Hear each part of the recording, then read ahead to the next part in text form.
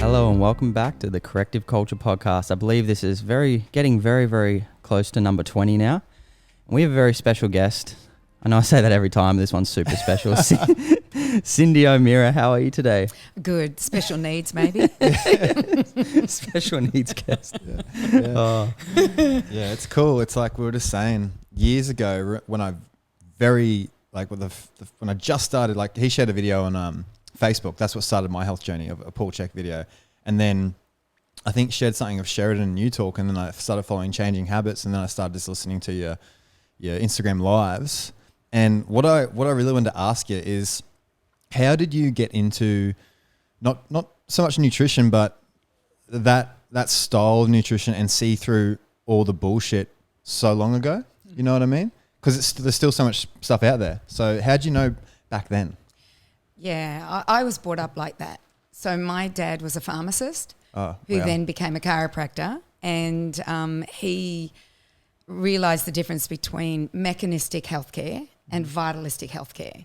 So mechanistic is when you go to your doctor, you've got heart disease, the doctor looks at your heart, doesn't look at your gut, doesn't look at your nutrition, how much sunshine you're getting, how much sleep you're getting. They just look at your heart. That's mechanistic. So when you're in an emergency situation, that's where you want to go, is mechanistic. But when you're in a you want to prevent health or prevent sickness and be healthy, then you look at vitalism. And vitalism is that you have an innate intelligence. As long as you give it the right ingredients, and those ingredients are good food, and what is a good food, which we'll talk about, sunshine, sleep, movement, connection, breath work, all of these things are important ingredients for your body to be the best it can possibly be. So that was what I was brought up like that. I don't know any other way. That's so good, because that's like, honestly, we just believe in that wholeheartedly. Yeah, it's a thing I've said on the podcast a few times that one of my mentors, Matthew Walden, would always say is nothing makes sense in biology except in the light of evolution. And that's what I go by with everything when it comes to movement and nutrition and everything like that. And it's exactly it just makes sense. It's the only thing that makes sense to me. Okay. Yeah. And when you live it and experience it, it's sort of undeniable. Same thing when it comes to the movement.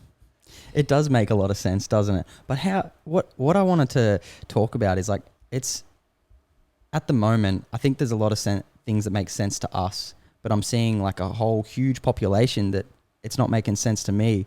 And it sometimes confuses me. I'm like, am I the crazy one for wanting to be healthy? You know what I mean? I don't think so. And I think if you haven't got a philosophy to live by, and most people don't, then you'll fall for everything.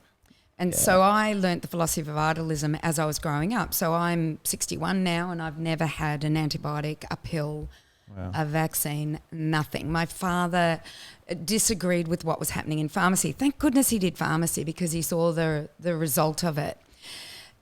The other philosophy that I do have, and you've talked about it, is the philosophy where I do look at history. So when I went to university, and I went to university to ski, not to study. So I went to university in America, where you could be 20 minutes from the ski slopes. Wow, that's amazing. Whereabouts is that? University of Colorado in Boulder. Wow. So I was 20 minutes from the ski slopes. But what got me even more excited was hiking. I hiked through every national park I could find, and I not only skied, but I hiked. So the other thing is I did go to uni, and I did pre-med, and during that pre-med time I was allowed a few electives, and one of the electives that I did was anthropology and cultural anthropology. Yeah. So not only do I have the philosophy of vitalism to guide me, but I also have that evolutionary purpose to guide me. So understanding what we ate in order to survive, what was our movement in order to survive, what kind of movement did we do, what were our cues, so sunshine, sleep, connection, all of those things were all part of our survival. And so as soon as you said evolutionary, I went, well, this is how we should have this lovely guiding light that tells us, well, for thousands of generations, this is what we did. And then people will say, yeah, but we only lived to 20. And they will. They'll say this every time. That's wrong. Yeah. If you survive past 5, then the chances of you living to 90 and 100 were far greater. It was just childhood mortality that was the problem. And so when you skew those results, you say, oh, they only lived to 20. But if you look at the Australian Aboriginal people, they live into their 80s and 90s and 100 and past before white man came. And we can look at a lot of hunter-gatherers, and we can look at a lot of cultures that live into that ripe old age. So I went to Namibia probably about 4 or 5 years ago and drove a car through a sandy riverbank for days, came across the Himbas. So the Himbas are a group of people that probably moved to Namibia because of maybe food shortages where they were, and they are herders. So they live in a desert where there is nothing. I don't even know how the goats survive, but you see these goats, they're very healthy, and so they are herders. They live on meat, they live on an old meat, and they live on dairy. And I met this woman. She would have been in her 80s, and she was walking around like a 30-year-old. Wow. She was incredible. Did she? Yeah. So the tribe looked really healthy. Oh, the kids' teeth. That's Yeah, what got me. That's cool. The kids' teeth, Yeah. they'd smile at you and you just like go, they were perfect. Absolutely perfectly straight. Yeah. And I bet they have such, like, talking about like your innate knowing. I bet you they have such a connection to nature that we really don't have. And I think we get that through good food, like all the things you talked about before, being able to feel energy. Like, we've lost that. Well, Yeah. feel energy, and just feel yourself. Like people, I've said it before, like you get girls that come in who's eat gluten and their guts swell up, but they tell me, no, the test, I'm allowed to eat gluten, and they don't get it. Like when Dr. Pram was saying pretty the exact same thing you said, it was like, he goes, we just lost that connection. It's like, imagine telling a local Aboriginal to go vegan in Australia without agriculture, and not say you can't eat that kangaroo, you can't eat that fish, go live. You know what I mean? We've lost that common sense, and it's just it's amazing. And when you went into about the teeth, I was listening to this Andre Hedger. He's a dentist in London, and he went to where did he go? Ethiopia, and he goes 100. He goes about 1 kid in 100 would have a crowded teeth, and he goes, when I'm in London, it's vice versa. There's about 1 kid in 100 that don't have crowded teeth, and he basically says the kids are eating jerky at a very young age. They eat like not soft food all the time, and that the harder the food, the wider the palate. And he goes, they're walking, they got to be part of the tribe as soon as they can. But he goes, you can see it. They got upright postures, perfect, and it's because their movement is balanced, because they don't get to sit like this for 8 hours. They don't have chairs. Yeah, right. They sit on the ground, or they squat, or I never saw them on a chair ever. Yeah. Squatting or sitting on the ground. Do you still take on clients for one-on-ones at the moment, or No. just the changing habits sort of? I stopped doing that in 89 when I had my first baby. Wow. I just stopped seeing clients because I realised that I was saying the same thing every time, and maybe 1 out of 10 changed. Yeah, okay. And what's the difference that makes the difference? What's the difference between the people who make the change versus the people who won't make the change? And I kind of thought, well, I can do that speaking. And then I can do that with the book. So I'm not attached emotionally to a person changing, because I still give the same information. It depends on whether you act on it. And I learnt that very, very quickly. So I'm not a clinical nutritionist because I haven't done clinical work for so long, but I know how to help people with choosing the right foods. And everybody, if they live by the rules of what we've talked about, so we look at the old foods and we look at vitalism, and if we do that, then you have to start getting well. Then in 3 months, if things are still not doing well, then we start to do testing. And I learned this from Dr. Natasha Campbell McBride. She is an incredible doctor. And she just said, don't test straight away. First of all, change their diet, change their lifestyle, change everything. See if they get better. If there's no improvement, then you need to do testing and find out what's happening. That makes so much sense. I know. Yeah, but when you think about it, when somebody comes into you and they're eating McDonald's and breakfast cereals and low-fat milk and artificial sweetened sugared drinks, and they're doing the SAD diet, the standard Australian diet, when they're doing that and they're not seeing sunshine because they're being told to slip, slop, slap, and they're told to isolate, and all the crazy things they're being told right now, you change that, their whole life changes.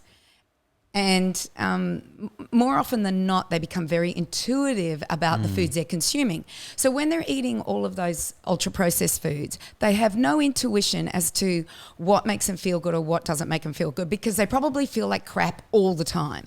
Yep. But the minute you give them good foods and they realize how good it is to feel good, and they eat something that makes them feel bad, they're going, well, that didn't make me feel good. Maybe I won't eat that. Yeah. So they get their intuition back. But when they're on ultra-processed foods, they have no intuition because they don't feel good. You don't have the feeling. Yeah. No. And I have a really good example of this. I had a friend who read my book back in the 1990s, and she said, all right, I'll go off breakfast cereal. All right, I'll do it. I'll do it for 2 weeks. And at the end of 2 weeks, she said, oh, I don't feel any better.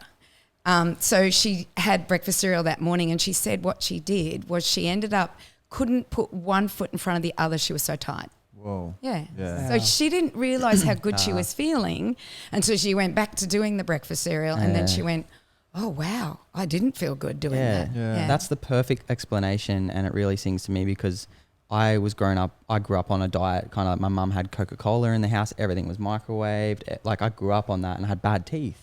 And I was like, I don't have bad teeth now, I'm 32. But I'm so blown away. Like I was having breakfast cereals, I was having microwave chicken, potato bakes, like all that kind of stuff. And I didn't feel much different, right? When I started to, I just cut out Coca-Cola and I started drinking water. But now when I have a Coca-Cola, like it would blast me through, like through the roof. And it's like when you add it back in, you notice it. Like if I have too many wines or something like that, I'm like, I can only have 2 drinks now. Like, and then I'm like, I'm done. I cannot poison my body anymore. Yeah. So I think adding it back in is a real good point. Like that's when you really notice. And juicing was really the thing that helped me. Like just having a green juice. I hated greens, you know. A lot of kids don't like their greens. Yeah. But juicing was a way that I could cheat my way into it. And then I felt healthy and I was like, oh, actually I'm starting to crave greens now, which is weird. Well, I didn't like, I mean, I guess I ate my greens, but Mum just boiled them. You know what I mean? There's better ways to do things. It's like and canola oil. I wasn't even allowed into steak because it was always well done. And now I was like, whoa, I got to like 18. I was like, whoa, what's a medium rare steak taste like? And it was so much better. It was just always that. But yeah, that's really cool that tying with intuitive eating is what I try and tell clients is like if your back hurts the next day, try and think what have you eaten, not what have I done. Okay, because it's a bit of both. But I know that I've yet to see someone come in with back pain or some bad knee pain or shoulder pain that has everything on point, and I haven't seen it. And if like Donald really drilled into us, is like if someone's got a shoulder issue, man, they need to be eating shoulders. You know, basically they need to be eating like connective tissue and collagen and replacing that, because like when you do a cleanse or elimination diet or whatever it is, like my girlfriend Bree, like I put just about every single one of my clients on a parasite cleanse, whether they have a parasite or not, just because really for me, and whether the parasite for them is the motivation, they're like, oh, I could have a worm crawling around inside of me. About 50% of our clients roughly do too. But really for me, I know, okay, now while we're doing the rehab, this person's not eating vegetable oil, nuts or grains, or if they can handle that or not, let's see, you know what I mean? And they find out. So I had a guy, I've said it before, where garlic was destroying his guts. You know, that was for him, right? I'm fine on it, but it inflamed his gut and he'd have this bulge come out. My girlfriend Bree found out cauliflower was like constantly doing this for years, right? She had no idea. And we had cauliflower butter chicken and then it just stayed into the side of her stomach. And for me, because I don't get too many reactions from foods, but when we had a break off it, I had an oat milk coffee and I couldn't believe how bad I felt off oat milk. Now all oat milk, I'm back to raw milk. Like raw, like Cleopatra's milk goes so well with me. That's cool. But you're only allowed to bathe in that. Yeah, legally. I rub that cream all over myself. Yeah, rub that cream all over yourself and have a bath of milk. So I thought it'd be cool for our listeners, like, you know, what would be, let's just list like, you know, when someone comes to see you, even though you're not clinical anymore, what would be the first 3 things? Like, you know, is it water? Is it organic meat? Is it, organic food? Like what? Like vegetables and meat. What's the most bang for buck you would recommend to our listeners out there? It really depends on where they are on their health journey. I love broths and slow cooks. I think they're the most healing foods. And they're probably foods that we've consumed for a long, long time. Also, I would go into organ meats as well because they're high concentrated nutrients. So these are the things I'd probably I love that. I'd probably do more than anything, and learn how to cook them again. Learn how to cook tripe and liver and kidney, and like I always remember we had steak and kidney pie, and Mum would make pate, and we'd have lamb's fry, and I don't ever remember her doing tripe, but I'm sure she threw it in there somewhere. But that's how we ate. We ate the whole animal. We just didn't eat the muscle. And if you watch a group of animals eating one animal, like a predator eating its prey, they'll go straight for the guts and they'll eat all the intestines. They leave the muscle for the jackals. You know, like I've been to Africa, I've watched this, and, you know, they take out all the organ meats and then leave all the muscle because obviously the muscle isn't what gives them the health that they need. And if you look at the Scottish had haggis, which is all the organ meats made into the most delicious thing and put in some stomach. I don't know what kind of stomach they put it in. And that's how they got their high nutrients when there was no sunshine around. So they needed that for vitamin D. So for me, I would always go for that. So, but there are cleansers as well that you can do, which is just a juice cleanse. But I always ferment my juices now. Really? Well, I love the taste of it more than just it. So you ferment the juice so that you juice it and then ferment the juice. Takes about 10 hours in this heat that we've got at the moment, but in the winter it might take 24 hours. So I ferment it. Is that just like lowering the sugar, the natural sugar, so you're not getting that spike? Yeah, and increasing the amount of microbes you eat. Because that's a good thing on our cleanse. We don't have any fruits except for grapefruit and green apples. But I was thinking like we spoke to Sheridan about it, and we're like, you know, you could ferment fruit. And then you could have it, you know, there's so many, which would be friggin' awesome. And then true. So I really and then you make ice cream that's fermented, and then you can have those things in life that you told you shouldn't have, but if you prepare properly. So one of the things I learnt with cultural anthropology is preparation. So let's take the Australian Aboriginal people who eat a lot of toxic foods. Let's take nardoo. Have you heard of nardoo? No. So nardoo is a seed that is usually in central Australia, and it's along the Cooper River. And have you heard of Burke and Wills? So Burke and Wills were two explorers in Australia that decided that with a group of other people, they went on this adventure where they went from like Adelaide all the way up to the Gulf. And they got back, and then everyone had died, and the only ones left was Burke, Will and King. And when they got back to the place where everybody was waiting for them, which was the Cooper River, 24 hours before they got there, everyone had gone, and they had dug all the food into the ground, and you can now go there. It's called the Dig Tree. So I decided that I wanted to go to the Dig Tree and see where they perished and why they perished. And what I found was there's a lot of food on the Cooper River. So there's fish, there's kangaroo, there's plants, there's everything. So what the Australian Aboriginal people did for plant foods is they would collect this nardoo.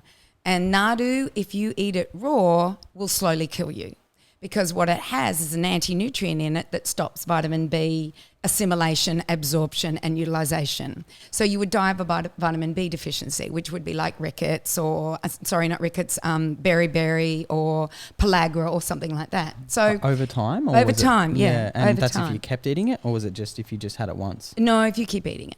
You keep eating it. Yep. So Burke and Wills got to the Cooper River, watched the Australian Aboriginal people collecting this nardoo, and so they collected it, and they actually died from nardoo poisoning, not from lack of food or water. They had plenty of food and water. Yeah. King was the smart one. He went and lived with the Australian Aboriginal people. But they had figured out through culture and tradition how to prepare food properly. So they knew with nardoo that it had to be soaked, crushed, washed and cooked in order for you to get rid of that anti-nutrient. Now, they didn't know that it was getting rid of an anti-nutrient. They just knew that this is what they needed to do through, and it could have been an intuition that they got because they read plants. You know, the South Americans all talk about the fact that they listen to the plant. So I don't know about the Australian Aboriginal people, but I know they have these incredible cultures that the way they prepare the food actually makes it less toxic. And there's many foods that they do it with. Yeah. So when you were talking about, you know, we juice or we don't prepare the food properly is when there is the problem. It's like wheat. Let's just take wheat. So wheat's become a commodity that probably there's 8 billion people in the world, 7 to 8 billion people in the world, and we produce enough wheat to feed 11 billion. Wow. So it's a commodity that we have way too much of.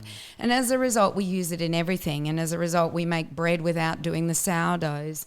And there's so many other things that are wrong with wheat. And not because it's a bad food, just because what we've done to it. It's not, and I always say that to people, it's not the food that's the problem, the real food that's the problem, it's what we've done to it. So wheat and dairy are two things that people just can't tolerate. Why?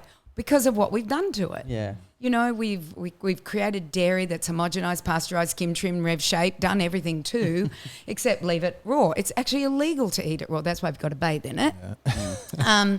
And with bread, we've created this new breed of wheat called Triticum estivum, which is easier to harvest, and all of those things are there, but it is actually not good for us.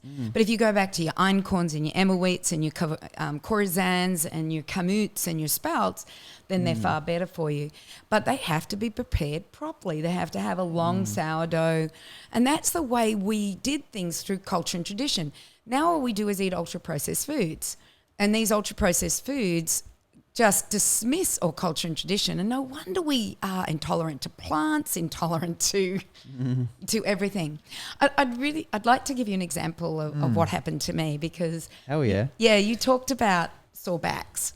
So I'm brought up in a chiropractic household. My father's a chiropractor, my sister's a chiropractor, my husband's a chiropractor, my daughter's a chiropractor, my son-in-law's a chiropractor, my other daughter's a chiropractor. You know, like all my friends are chiropractors. So I get to 52.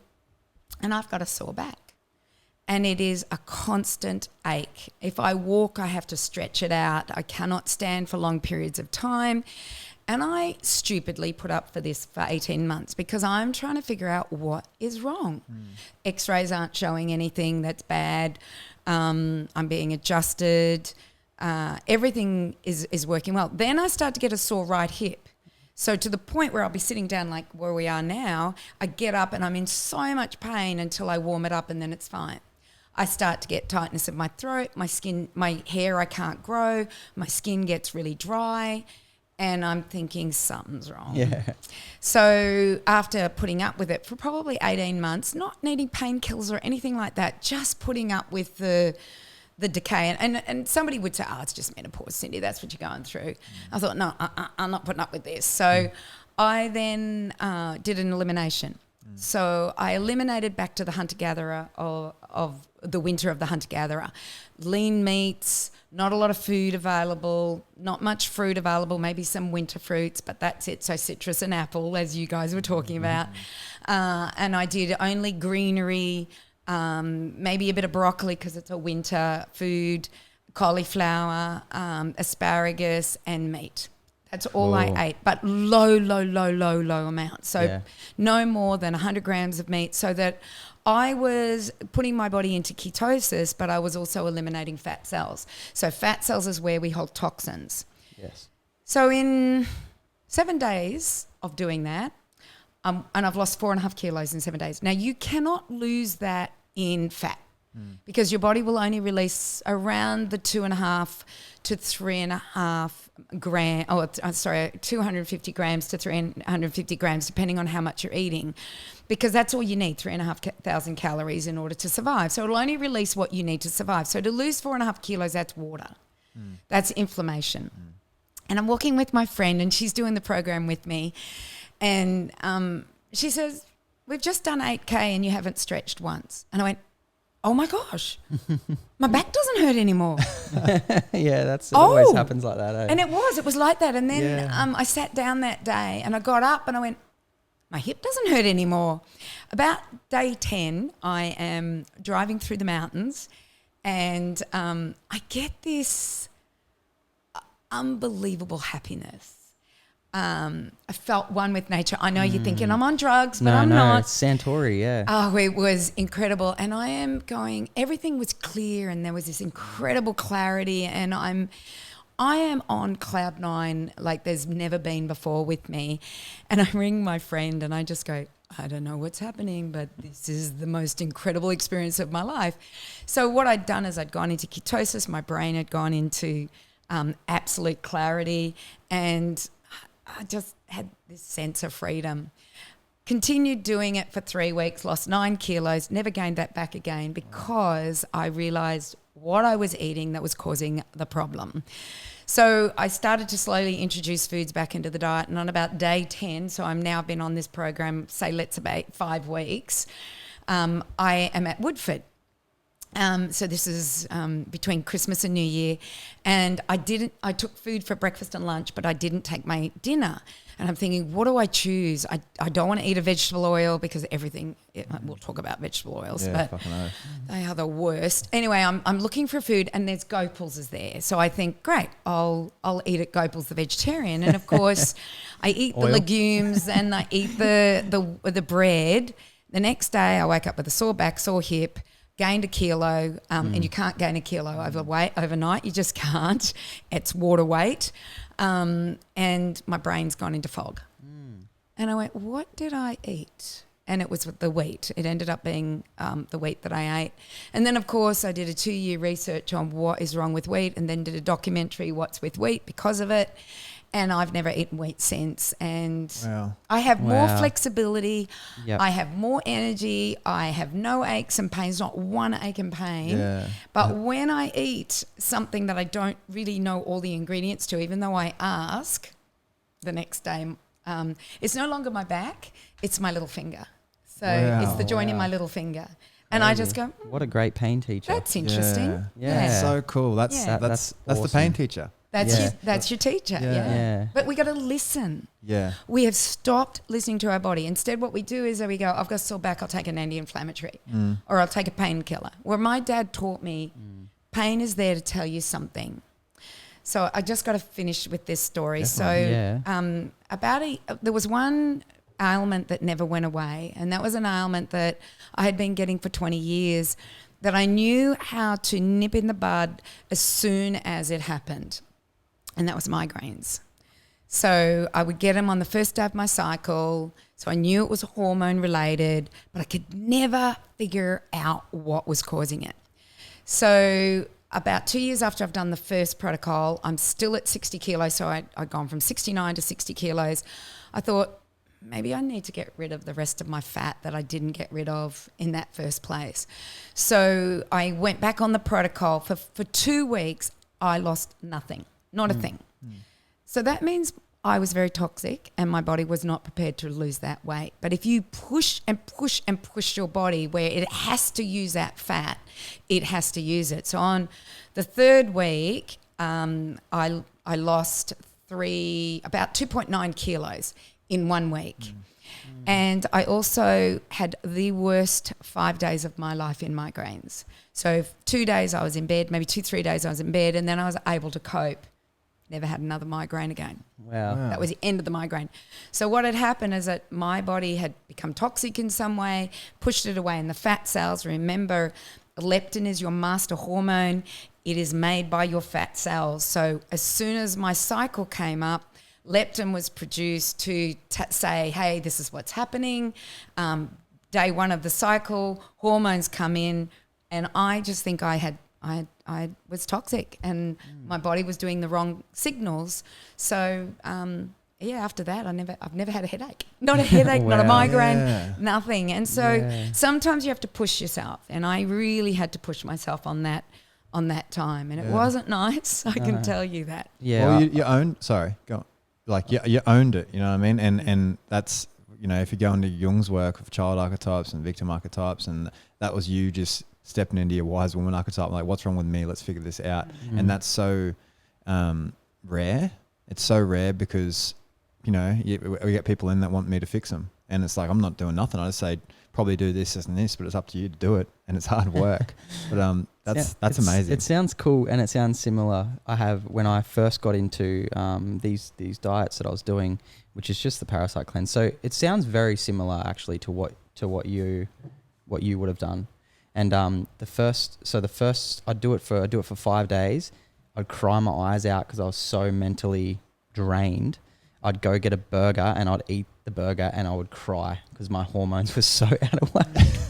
I don't know what it was, but I do know what it is. Yeah. It's, I had crazy toxicity and it was affecting my brain through the gut. Well, Brain. that's what I always sort of think about sometimes, trip out, is like, because what made you feel like that is the bacteria inside of you making you feel like that, right? Yes. It's this whole, and then I think like, if they make me feel, then who am I?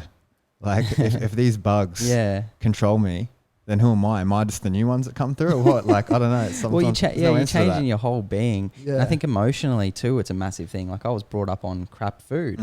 So I've got a lot of emotional stuff there that I'm releasing as I'm starting to get healthier. Yeah. And I just couldn't believe it. But I understand when you said 5 days of hell, that's every day. Like I was like, there's something wrong. It feels like there's something terribly wrong, like terror for me. And I had anxiety, I had panic attacks, depression, all that stuff. And I can honestly say, I think it was the gut. Well, I've said, like, I've never seen someone depressed that has everything on point. And I know people sort of dismiss that. You see people like memes, people share like, this person ate well, did this, and they were still depressed. It's not always that. But did they really eat well? Because the level of eating well is very, people think going to Woolies and having a salad's eating healthy these days. Yeah. That's what I used to think. Like emotions and thoughts will override anything. So I got my health good, but then not dealing with mum dying, that was really, that overrode everything. I just started getting crazy anxiety, crazy panic attacks because I wanted to block all the emotional stuff out. True. And even when you were eating well, yeah. Yeah, for sure. I started eating well. Yeah. Of course, like that was a big thing. So yeah, if they've got everything on point, including the mental, emotional, like working on themselves and releasing, then I think you can really do some amazing things. But is there a girl recently actually going into that? She wrote into us, she's only like 30 and has arthritis, and the doctor, rheumatoid arthritis specialist, put her on, I don't know the pill, it started with the methadrolate or something. Methotrexate. That's it. It's a cancer drug. Oh, right. Yeah. Okay, so that's Sounds what good. she put her on, eh? And she just did the parasite cleanse. No parasite came out, but she goes, my arthritis is completely gone, because didn't realize that you probably shouldn't eat vegetable oil for 4 weeks and things like that. Vegetable oil, actually. This is gold. I've always wanted to ask this sort of question. Is like it's hard for me to word sometimes why it's so bad beyond like it's high in omega-6 and inflammation and things like that. So why like for me, it's the first thing I try and get people off, because I know that's in fucking everything, right? So why is it so bad? Yeah. Where do I start? So the ones we're talking about are canola, soya, rice bran, grapeseed, cottonseed, soybean, and vegetable oil, which is generic, which means it could be a mix of them, it could be one, it could be any. I'm not talking about olive, maca, or all the cold-pressed oils, they're fine. I'm talking about all the refined oils. So these oils, basically, let's look at their agriculture first. So canola could be genetically modified, therefore it's Roundup ready, genetically modified, or it could be dicamba ready, or it could be 2,4-D ready, which means they can spray the crop as many times as they want with these chemicals that are just destroying our health and our gut, causing anxiety and depression, and therefore it's in the oil. So that's your soya, that's your canola, that's your cottonseed, and then your rice bran and your grapeseed. Now think about it. I really want you to think about, how do you get oil out of rice bran? There is no oil in rice bran. Yeah, right. It's in the germ. Yeah, okay. But I don't know why they call it rice bran. It's in the germ. Yeah. But how do you extract cold-pressed oil out of a grain of rice or a grapeseed? Yeah. You cannot do it. You can't do it. So you've got to use a solvent. Yeah. You got to use other ways to get that fat out. And you're going to need a lot of rice and you're going to need a lot of grape seeds in order to do that. And so it's the refining process. Then when you heat these things, they are what we call polyunsaturated fats. What does that mean? Many polyunsaturated means the bonds are unsaturated, which means that they are highly, oxygen will bond to them. So oxidation will happen. So for those, there's just a start. So they'll cause free radicals in your body. They'll have chemicals in them. They're highly refined. Yes, they've got omega-6. But the worst thing, and if that's not bad enough, is that you make your body up with those. So you make your fat cells up with that. You make your cells up with those. You make everything in your body. It takes 7 years after you stop finishing your vegetable oils to completely eliminate it out of the body. Wow, I didn't know that. That's motivating. Yeah. Well, think about it. Fat makes up structure. Yeah. Sugar you use as a a commodity. Yeah. It doesn't make up your structure. You just use it as a commodity.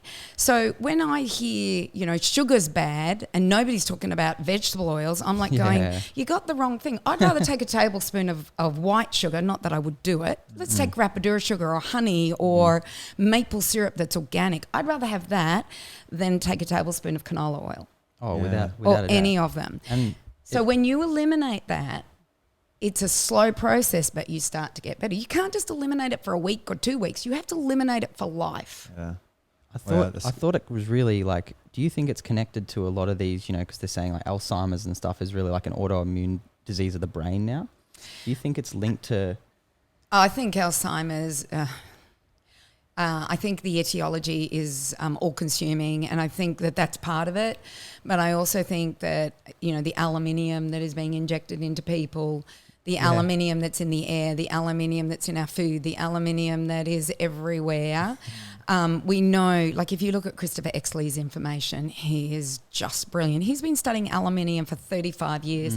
By the way, he just lost tenure at Keele University in England because he shows when you become injected with aluminium, where it travels and how it travels and where it goes through the blood-brain barrier, hits the brain, and how it shows in autism and Alzheimer's. Yeah. When they lose tenure after 30-something years because they've discovered this and they want the world to know, but it's against the narrative, then they there's lose. some bigger people at play that are very corrupt, hey? Yeah, well, Is that Parkinson's too? Parkinson's is neurological. Yeah. So it's all part of it. I Yeah. don't know if he's done research on the brains of people that have died from Parkinson's. Yeah. But Parkinson's and multiple sclerosis is increasing. Yeah. And I love Dr. Terry Wall's work on that. I think she's incredible in what she's doing. I'll note all these down. Yeah, Sure, yeah. Dr. Terry Walls is in Iowa University. She had MS herself. She was in a wheelchair, and she does an autoimmune protocol, and she walks and everything. She's back to normal, playing with her kids. She's incredible. She is one incredible woman. Wow. What's a little rundown of that protocol? Just down to the basics again? It's back to meat and veg. Yeah. Basically going back to having an array of vegetables, and she grows all her own vegetables, getting away from grain, going back to and going into ketosis. And ketosis is a natural diet for the human body. Yeah. It's what we would have gone into when there wasn't a lot of food available. So in the summer there would have been heaps of food. We would have put on weight. Lots of fat would have gone on in order to survive winter. So it would have been this cycle where we'd put on weight, lose it again, put on weight, and that was when we'd eliminate toxins, go into ketosis. So what's interesting is when you're in ketosis, it gets to the front part of the brain, which makes you adventurous and fun, and you want to go out and do things because you had to chase the animals or you wouldn't have survived. Yeah. But when you eat carbohydrates, it affects the lower brain area, and that makes you want to just sit and do nothing because that's where the plants were. Yeah. You wanted to eat all the fruit on that tree. You did not want to be adventurous and nick off and not have animals with you because you had left the plants behind. Yeah. So we actually went into this state in order to survive. And a lot of people don't realise that. What part of the brain it affects, how it, and both are okay. Sugar's fine and so is fat. Yeah. In order to fuel the brain. The problem is that we have overindulged in sugar and forgotten that there is an ebb and flow to our food supply. Yeah. And so if we go back to that beautiful ebb and flow where it's summer's here, I want to eat mangoes and peaches and nectarine. Whatever's in my area, I will eat. Yeah. I will definitely eat it. But I try to eat local. Saw you at the market today. Yeah. Couldn't believe you guys. We see it everywhere. We're just like in awe. We're like, there's Cyndi. Yeah. But now we know you. Now we can actually go you can say hi. We see you around with Kimmy everywhere. Yeah. Love her. She's awesome. She is. She's a gem. Yeah. With the carbohydrates, so say if, for an athlete, and cycling into ketosis, I guess is just seasonal. Is that what you'd tell people? Basically, winter is when your time is to go there more, and summer is the time to eat your local fruit, basically. Yeah. Would you still cycle into ketosis, say if you're having sweet potato at dinner and then meat and veggie morning and lunch? You know what I mean? Is that still going to touch ketosis? Or well, everybody's different. Everybody tolerates sugar or carbohydrates very differently, and it all depends on your, what's that word that I'm trying to think of? But your history is a better word. But it's the history of how you've looked after yourself. So for me, I tolerate carbohydrates really well because I've always eaten well. I've never done anything like eat McDonald's and breakfast cereals. It's just not been a part of my life because my mum was the most incredible cook. She came from a farming family. We grew our own food, or she'd buy food from the local butcher, local fruit and veggie. We didn't have grocery stores where I lived. We had the local fruit and veggie, local dairy. Well, it was delivered to our front door. So that was my era. That's how I was brought up. McDonald's didn't arrive in my town until I was probably 18 or 19. Kentucky Chuck was first. That was 76 probably. Wow. What town? Bendigo, Victoria. Cool. That's awesome. So we didn't have, so what's that word that I'm, exposome or anyway, the antecedents of your life. Yeah. So it was all about how have you lived your life. So if you've been brought up where you haven't had that type of upbringing like I've had, your carbohydrate intolerance might not be good, and you've got to get back there. And you can get back there, by the way. The body is resilient, adaptive. It is incredible.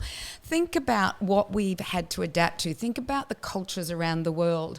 So if you look at the Inuits, they ate blubber. And when the summer came, if there was no snow around, they might have got berries and maybe some sort of food that was a carbohydrate. But they basically lived on a lot of blubber and a lot of probably liver.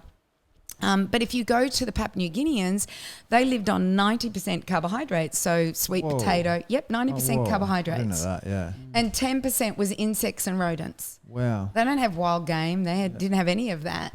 So and if you look at the Catawbas lived on fish, and they're on the equator. So if you're on the equator near the ocean, not at a high altitude, you would have eaten more plant-based and less animal-based. But if you were in extreme environments, you have to eat animals because the animals can live in the extreme environment, you can't. So the Inuits lived on animals. The Namibian Himbas would live on that. If you look at the Kagirs in Premier, they live at 14,000 feet above sea level. There's not a lot of plant life up there, so they depended on animals. So think about, we are all humans and we adapted to extremes in macronutrients, from fats to carbohydrates to protein. So this whole thing about how many carbohydrates should I eat, how much protein should I eat, it's not about how much should I eat, it's about the quality that you're consuming. So when you're asking me about carbohydrates, I would say, well, what is the quality of the carbohydrate you're consuming? And is it seasonal? Are you eating a food for your district? So we live in the subtropics. We're so lucky. We have everything. Yeah. We have I get summer apples. That's at my farm at the moment. I've got summer apples. I've got blueberries. I've got blackberries. I've got raspberries. I've got citrus is just coming in. My limes are just coming in. What else do I have up there? Figs, So I want to eat them. I'm not going to let them go. So, yeah, I eat them. Wants to keep twisting on me. I eat them, but then I'll also eat my animal produce. Yeah. So. Is the farm, is it still a work in progress right now? It's always going to be a work in progress. Yeah. When I got it, I did the cottage up, and then I watched Jurassic Park grow.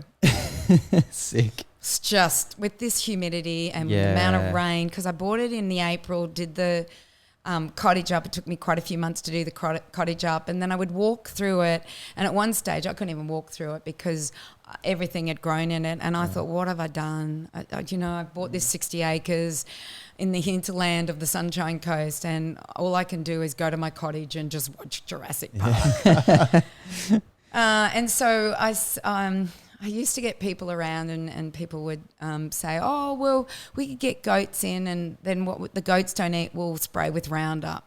Get off my land. Yeah, what the hell? And then I met this beautiful lady by the name of Marag Gamble, and she just said, these are not weeds, Cyndi. These are primaries. They're doing what the land needs at the moment because it's been sprayed. Yeah, right. And it's been sprayed within an inch of its life. Leave the primaries and let them do their job. And that's what I do. I let my primaries do their job. And it's really interesting over 7 years watching what primary comes next. And what I've learned is prickle bushes give you silica. So it cycles silica in the soil. Yellow flowers give you sulfur. So it cycles sulfur in the flower, it's in the soil. Purple will give me copper, red will give me iron. So each colour flower tells me what is happening and whether it's got a prickle on it. So I know that whenever I get a weed, that it's doing what it needs to do. And so I've become less, and it's not a weed, it's a primary, I've become less obsessed with looking at my monoculture of grass. Yeah. And I'm sure all my neighbours just think, oh, I wish she would just spray those things. Yeah. But what's happening is that our soil is changing.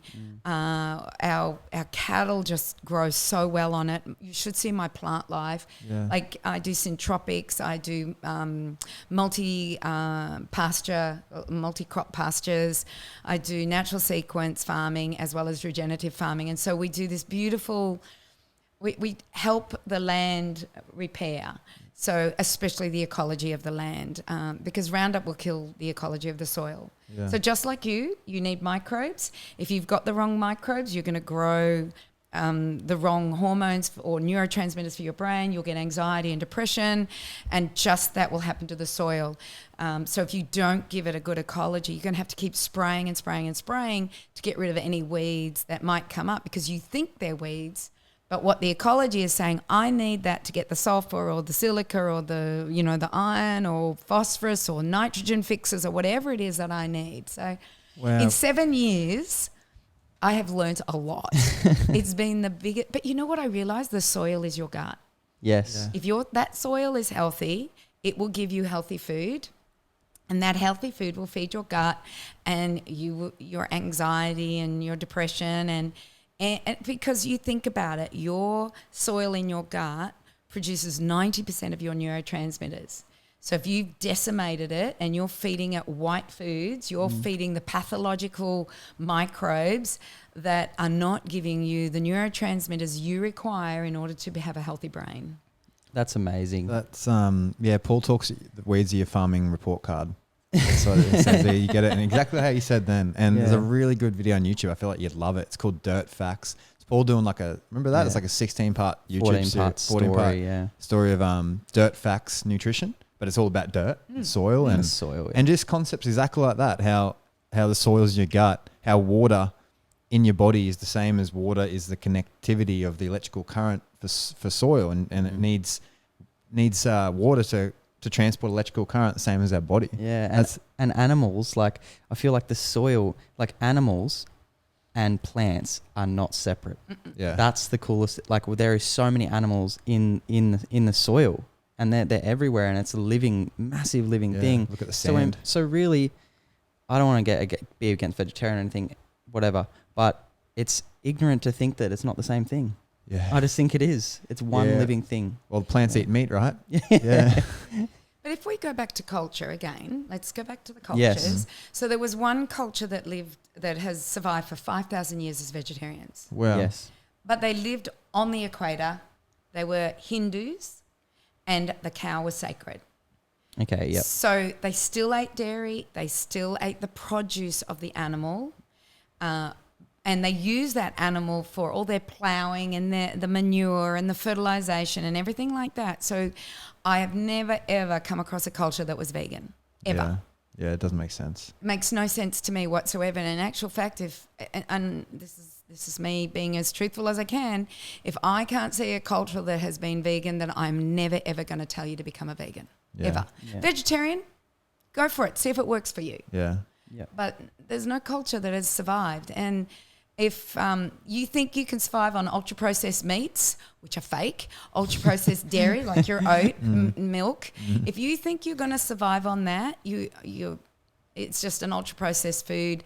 And if you think it's going to save the planet, I've done a whole thing on this. Will becoming vegan save the planet? And I show the facts, and I show exactly where every ingredient comes to make a fake meat. And it is more destructive on the planet than ever a cow is. And this methane thing, it's all propaganda. Yeah. The cow, when it's pooing and weeing on my grass, it might be releasing some methane, but if you look at the credit system that it does, I'd rather it poo and wee on my grass and then move it on, let the chickens come in and scrape out the poo and get the parasites out.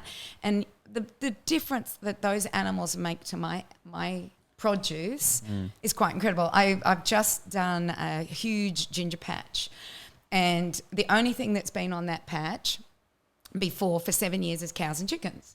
So the cows go through, they poo, they wee, they eat the grass, the chickens come in, they spread the poo, they eat the parasites, they poo as well, they do their fertilisation. So I created this patch on this piece of land, and I had a ginger farmer come in and help me, and she kept looking at the soil going, I've never seen soil like this.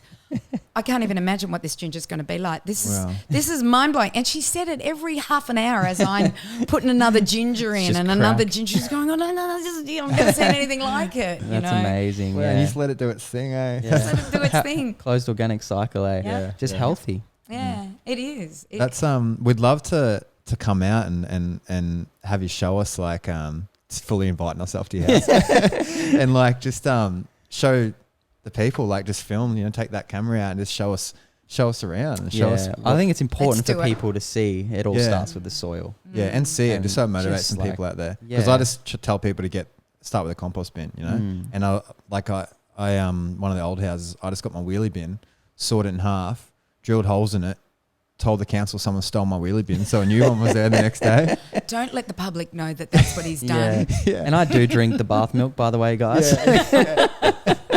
You rebel, you. But It splashes. but I love it. It was like a pet to me. It was like I saw dead soil, and then all my farmers market produce just goes in there, and all of a sudden there's worms, and it just turns into this rich stuff. I'm like, man, I want to grow something out of that, and then eat it, and then go back into that, and it just doesn't end. I know. It's motivating, and it's so motivating. Like, I am so inspired by this podcast, and I really I'm looking at properties and everything at the moment, like, out a little bit, just because I wanna be more in touch with nature, and I'm going into that more like feminine side of myself, where I want to be there and just be a part of it, and it's exciting, and to see someone on the coast doing it already. Since we've started Corrective Culture, we've met so many wonderful people like yourself that are just doing cool things, and they're so silent about it. They're so just like doing it, but once you reach out, they're just so warm and inviting, and it's been sick. Hey? Yeah, it's like just one big circle, and everyone sort of knows. I notice, like, everyone follows the same people, and it's like this little. You do notice that, don't you? Yeah. And it's just cool to see an example of how you said you're 61. Yes. Yeah, like, it's just rare. It's so rare. If I talk to a 61-year-old these days, they've had too much fluoride water, and then it's just fluoride water and TV. Like, and it's someone that speaks well, and I can see you're healthy and in good skin, and just an example, and that it's not complicated, and especially for females listening to this, because people don't know, you train Sheridan up, and a lot of people listen to our podcast with Sheridan, and that it's an example, and that for girls, because we get 50% of our followers are females, so it's like I feel sorry for girls a lot of the time, because they're generally the ones with most of the issues happening, because their body has to feel it more, and that they can see this person, and they're all giving them all this shit. And I've had so many girls come through without a period, and then you just get them on some liver, chill them out for a bit, tell them you're doing something for their back, but really they're laying down and breathing, and then it comes back, and they've had it gone for like 10 years and stuff. So it's like, it's not overcomplicated, and that, just, follow Cyndi. And exactly. And this is the living proof. So like, give the body the right ingredients, and it will be the best it can be. Yeah, exactly. It will be. And you just got to find, and we know and they're all free. Sunshine's free, sleep's free. If you grow your own food. And just on growing your own food, I have to tell you this, and so people understand what's happening to our food. They want to irradiate all of our fruits and vegetables. Yeah. So Queensland government Queensland government, the Queensland government actually asked I think it was for SANZ, Food Standards Australia and New Zealand, if they could start to irradiate all fruits and vegetables. It will have to be marked. But that means you can't throw into your compost and have a pumpkin or a tomato grow out of your compost. It will completely kill every bacteria and every seed in your food. So when you grow your own food, what ends up happening, and I think this is why we're having these cycle problems and all these issues, is because we're not feeding the body the right ingredients, and food being one of them. But when you pick a lettuce on my farm, you don't even need to wash it. You just throw it into a salad, because usually the rain's washed it, it's usually clean. But when you throw it in there, it is teeming with soil-based bacteria. And soil-based bacteria have this ability to increase the amount of keystone bacteria that are in your gut and get rid of parasitic bacteria that are in your gut. So it will just, make a nice evenness. But when you are irradiating food, you don't get that anymore. So food's another ingredient, which can be free if you, well, it's not really free when you have a look at what I spend on my farm, but I'm learning. But you see this thing, you put a seed in and you see this thing grow, and then you throw it in a salad, and I can cook a whole meal up at the farm without ever thinking about having to go to the shops. I cannot wait for that. Yeah. So food is another one. Connection, like this is free. What we're doing is free. We're connecting. Breath work is free once you've figured out how to do it. So all the ingredients are free. You don't have to spend a lot of money on your health, but everybody does. They eat McDonald's, they go to their doctor, they take a pill that's $10,000 a year because they've got rheumatoid arthritis or something like that.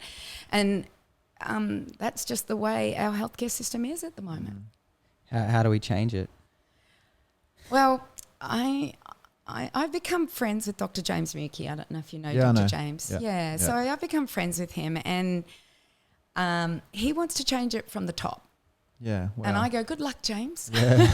Yeah. I'm starting from the bottom. Yeah. So it's about me changing. Yeah, for sure. And I have to be the example, because I can't make you change, and I can't make you change. I can give you information, but I cannot make you change. So I have to be the change that is the example that influences family and friends. And with their love and support, we may be able to influence a community, and with that, a country, and then a planet.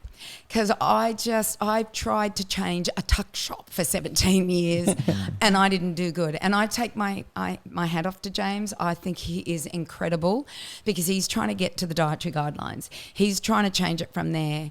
And I know how stressful it is for him, but he's doing it, and he's having little wins, but those little wins will turn into big wins. And for you are doing it at a grassroots level. You are just getting people to listen. You're interviewing people that are experts in their field. And one thing might say, make that change in someone that then becomes a ripple that creates a tsunami of change. And that's what I want to see. Yeah. I want to see the little ripples that create the tsunami. And since this whole pandemic started, or plandemic, whatever you want to call it, since this whole thing started, I have seen people awaken, and it's so exciting to see, because I've been doing this 40 years. Yeah. So I am seeing, look at you guys, I don't know how long you've been going, but more and more people are doing these podcasts, and I don't listen to radio, I don't listen to television, I listen to podcasts, audiobooks, YouTube, anything where I'm going to get the information that I need that is not part of mainstream media narrative, which is toxic. Yes. And if I can say one thing, turn the television off and turn your radio off, even the ABC. Yeah. And I'm going to back that too. Yeah, 100%. Definitely. Turn it off. You've already lost if you're watching that. It's just brainwashing at its best. Well, as the beautiful Joe Rogan, as he interviewed Peter McCullough, and it was Peter that said it, it's a mass psychosis. Yeah. And that's what's scary.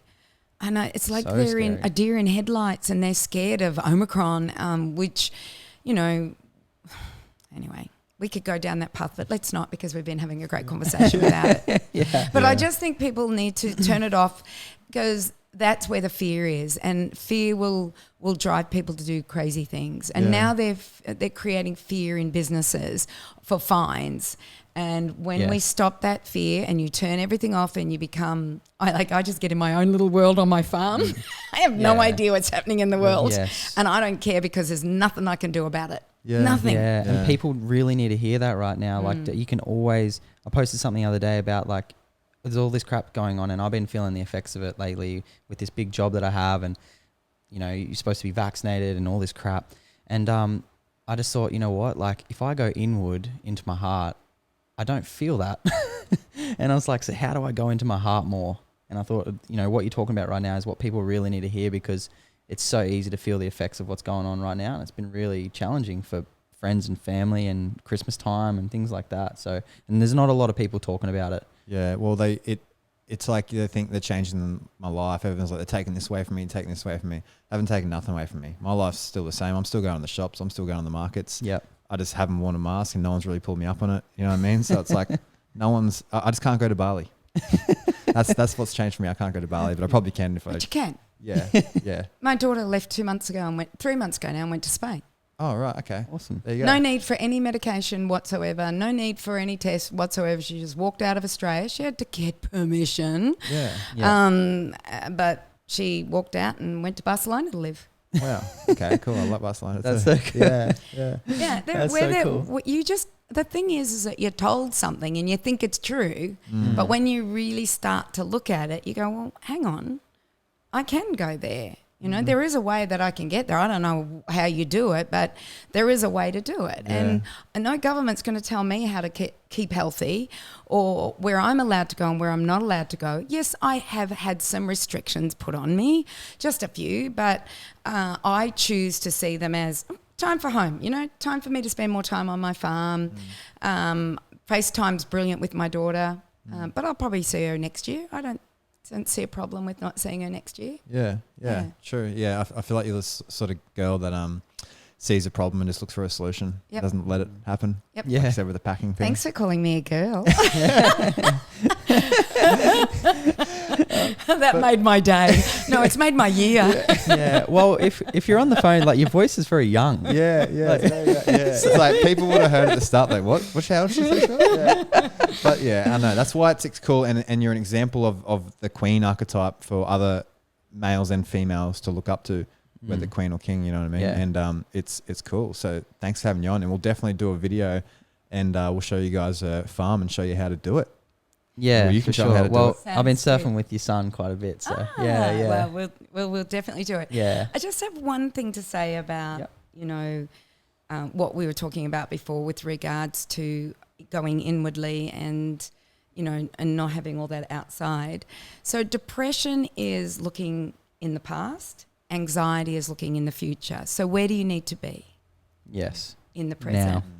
And you don't have to go in. You can just be present.